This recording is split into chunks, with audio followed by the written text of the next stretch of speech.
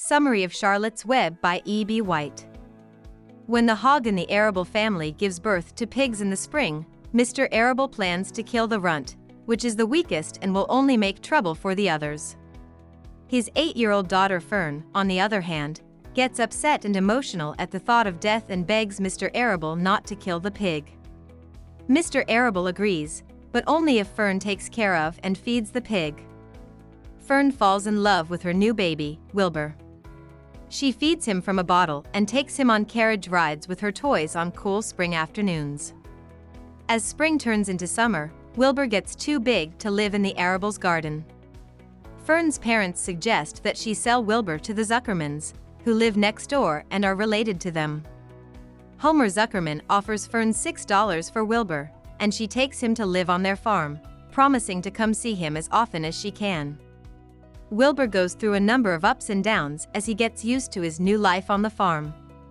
He likes his dark, smelly part of the barn and Fern's frequent visits, but he is often bored and lonely and has trouble making friends with the other animals in the barnyard. The sheep are rude, the cows don't care about anything, and the goose and gander are busy hatching eggs in their nest. Wilbur has bouts of crying and feeling hopeless, and one night, during one of these bouts, he hears a small voice calling out to him and offering to be his friend. Wilbur is excited to meet his possible new friends when he wakes up in the morning. He runs around the barn looking for the voice. When he finds out it came from a common gray barn spider that lives over the barn door, he is surprised. The spider says her name is Charlotte and starts telling Wilbur about herself and how she eats strange things like flies and other small animals' blood. Wilbur is scared to have such a bloodthirsty friend, but he is glad to have someone to talk to. Fern and her brother Avery spend more and more time at the Zuckerman's farm, where they play in the barn and the fields. One day, 7 goslings are born from the goose eggs. One egg doesn't hatch, so the goose and gander give it to Templeton, a smart hoarder rat who builds his nest under Wilbur's feeding trough, as a kind of peace offering. They tell him not to eat their goslings, and he reluctantly agrees to the truce. Wilbur gets bigger every day, and a kind old sheep worries about him. He tells Wilbur that if he keeps getting fatter, Homer, his wife Edith, and their hired man Lurvy will kill him for Christmas dinner if he keeps getting fatter. Wilbur is freaking out, so Charlotte calms him down by telling him she will find a way to save his life. Charlotte plans every day until she comes up with a way to save Wilbur. She worries, though, that she doesn't have much time to carry out her plan. As soon as she knows for sure what she wants to do, she gets to work. When Lurvy brings Wilbur's food to the barn one morning, he sees a miracle, the word "some pig" written in Charlotte's Web. Lurvy tells Homer and Edith, and they have to think about Wilbur for the first time as they try to figure out what the message means and who sent it. Everyone thinks he is some pig. As people in the town hear about the miracle and come to the farm to see it, only Fern knows what's going on. Charlotte is fooling the gullible humans into letting Wilbur live. Charlotte asks the other animals to help her think of more words to describe Wilbur so she can make even more amazing webs. She picks terrific as her next word and works hard to make a long, complicated web. But Homer tells Lurvy to start feeding Wilbur more often and to put fresh, sweet hay in his pen, so the plan keeps working. Homer is going to show Wilbur off at the county fair in September. Fern tells her parents what she hears the animals talking about Mrs. Arable in the field. Mrs. Arable goes to see Dr. Dorian, the town doctor, who tells her not to worry because Fern will grow up and start playing with the other kids when she's ready. As summer comes to an end, Wilbur is the center of interest on the farm. He has grown big and handsome, and a lot of people come to see him and Charlotte's webs, which are always changing. Wilbur is getting excited about the fair, but Charlotte won't say for sure that she'll go. She's been feeling tired and knows that she needs to start making her egg sack soon. The night before the fair, both people and animals are excited and antsy. Lurvy and Homer dream about the gifts Wilbur will win, while Fern and Avery dream about rides and games. Even Templeton the rat is excited about the idea of going to a paradise full of food scraps and trash. Charlotte has agreed to come, and on the morning of the party, she and Templeton run into Wilbur's box. When the Arables come to drive the Zuckermans to the fairs, Mr. Arable says how big Wilbur has gotten and what great gammon and bacon the Zuckermans will get from him for Christmas. Wilbur gets so scared when he hears this that he passes out.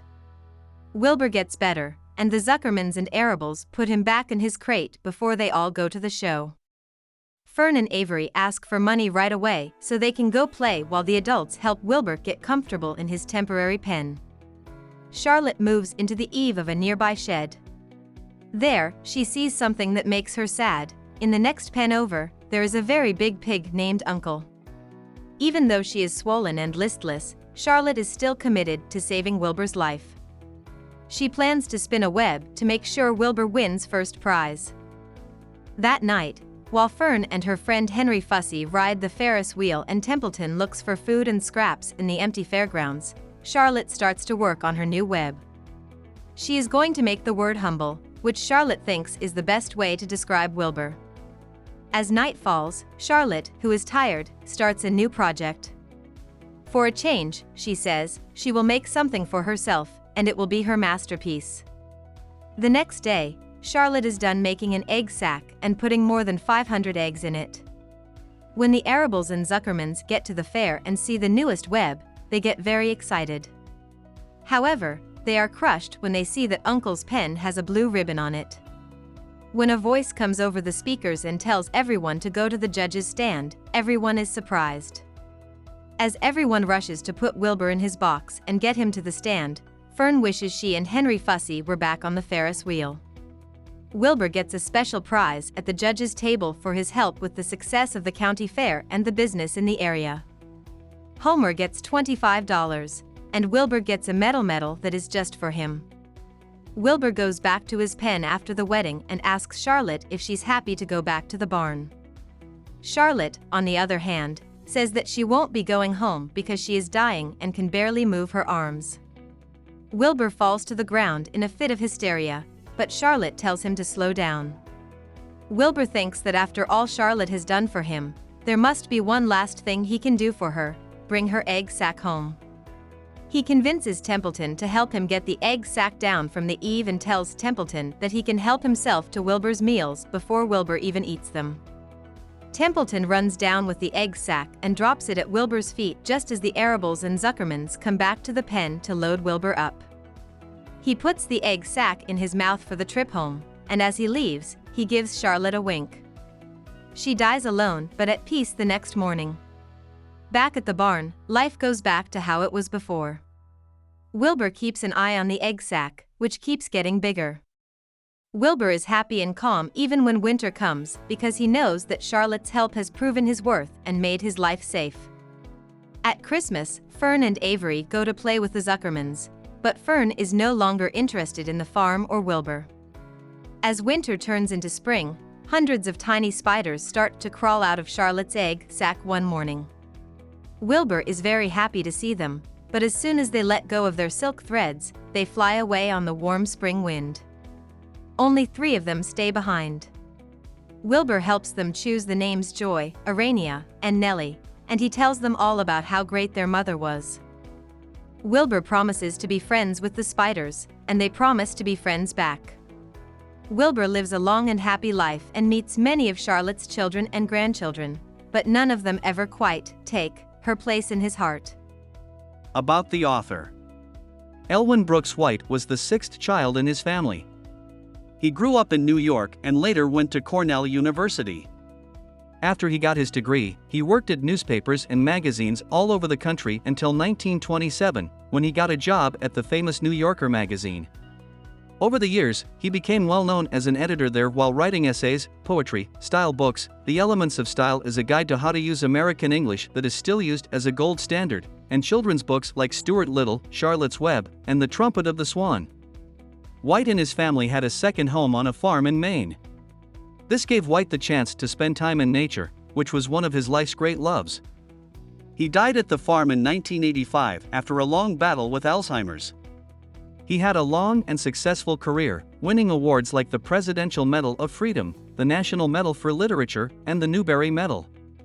He won the Newbery Medal in 1953 for Charlotte's Web, his most famous book and now a classic of children's literature. Hope we summarized it fully and you liked it. Please hit the like button and subscribe to our channel so that we are motivated to create more videos.